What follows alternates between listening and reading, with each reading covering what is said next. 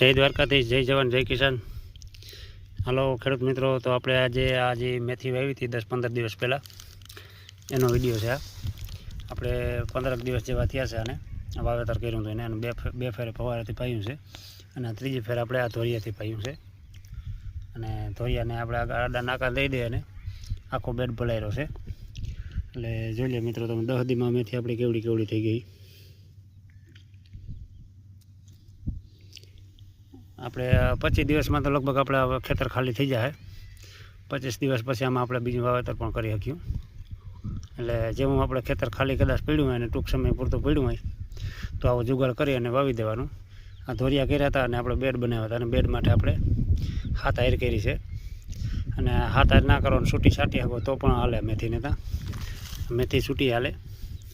અને ચોમાસાનો કદાચ વરસાદ જેવું વાતાવરણ હોય તો આપણે આના ભાવનું પણ બેનિફિટ મળી શકે.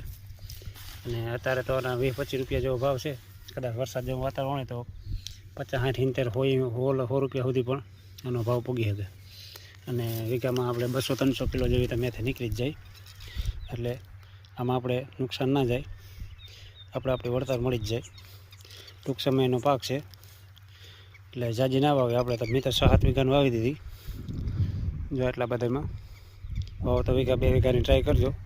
મારે તો દર વર્ષે કંઈક ને કંઈક નવો ટ્રાય કરવાનો હોય એટલે હું ટ્રાય કરતો હોઉં. મેથીની ટ્રાય કરીને આપણે આમાં રીંગણી અને હરગવાની ટ્રાય કરેલ છે. આપણા આગલા વિડીયોમાં તમે બધા જોતા જઈશો. આગળ કાકડી પણ છે, આપણે આગળ કાકડીનો પણ વિડીયો બનાવી મોકલશું. જય જવાન, જય કિસાન. મિત્રો, આપણે આ મેથી તમને કેવી લાગે અને કેવું થાય એ પણ આપણે આગળ વિડીયો મોકલતા રહેવું. આપણા નેક્સ્ટ વિડીયો જોતા રહેજો. જય જવાન, જય કિસાન.